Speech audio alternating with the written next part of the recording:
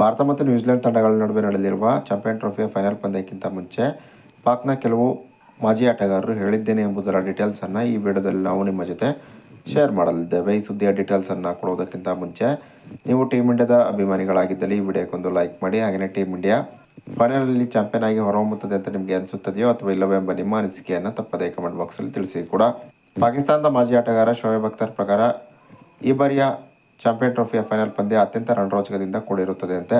ಎರಡು ತಂಡಗಳು ಇತ್ತೀಚಿನ ದಿನಗಳಲ್ಲಿ ಏಕದಿನದಲ್ಲಿ ಒಂದು ಉತ್ತಮವಾದ ಪ್ರದರ್ಶನ ತೋರುತ್ತಿದೆ. ಹೀಗಾಗಿ ಫೈನಲ್ ಪಂದ್ಯವನ್ನು ನೋಡಲು ನಾನು ಕಾತರತೆಯಿಂದ ಎದುರು ನೋಡುತ್ತಿದ್ದೇನೆ. ಇನ್ನು ಫೈನಲ್ ಪಂದ್ಯದಲ್ಲಿ ಟೀಮ್ ಇಂಡಿಯಾ ಗೆಲ್ಲಬಹುದೆಂಬ ನಿರೀಕ್ಷೆಯಲ್ಲಿ ನಾನಿದ್ದೇನೆ.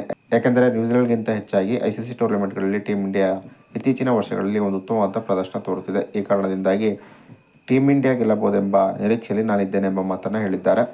ಇನ್ನು ಪಾಕಿಸ್ತಾನದ ಮಾಜಿ ಆಟಗಾರ ಶೋಯಬ್ ಮಲಿಕ್ ಪ್ರಕಾರ ಫೈನಲ್ ಪಂದ್ಯದಲ್ಲಿ ನ್ಯೂಜಿಲೆಂಡ್ ತಂಡ ಗೆಲ್ಲುವ ಸಾಧ್ಯತೆ ಇದೆಯಂತೆ. ನ್ಯೂಜಿಲೆಂಡ್ ಇದುವರೆಗೂ 2 ICC ಟೂರ್ನಮೆಂಟ್ಗಳನ್ನು ಗೆದ್ದಿದೆ. ಈ 2 ICC ಟೂರ್ನಮೆಂಟ್ಗಳಲ್ಲಿ ಫೈನಲಲ್ಲಿ ಭಾರತವನ್ನು ನ್ಯೂಜಿಲೆಂಡ್ ಸೋಲಿಸಿದೆ.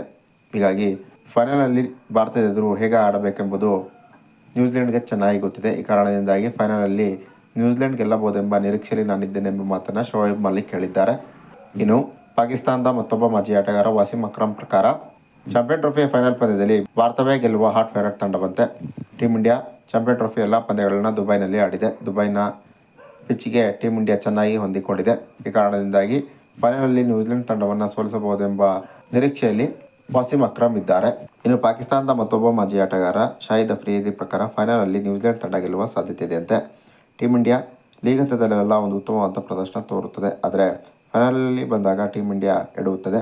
2017ರ ಚಾಂಪಿಯನ್ ಟ್ರೋಫಿಯಲ್ಲೂ ಕೂಡ ಹೀಗೆ ಆಗಿತ್ತು. ಪಾಕಿಸ್ತಾನದ ಎದುರು ಲೀಗ್ ಮ್ಯಾಚ್ನಲ್ಲಿ ಇಂಡಿಯಾ ಗೆದ್ದಿತ್ತು. ಆದರೆ ಫೈನಲಲ್ಲಿ ಅದೇ ಪಾಕಿಸ್ತಾನದ ಎದುರು ಇಂಡಿಯಾ ಸೋತಿತ್ತು. ಹೀಗಾಗಿ ಈ ಬಾರಿಯ ಫೈನಲಲ್ಲೂ ಕೂಡ ಅದೇ ಆಗಬಹುದೆಂಬ ನಿರೀಕ್ಷೆಯಲ್ಲಿ ನಾನಿದ್ದೇನೆ ಎಂಬ ಮಾತನ್ನು ಶಾಹಿದ್ ಅಫ್ರಿದಿ ಹೇಳಿದ್ದಾರೆ.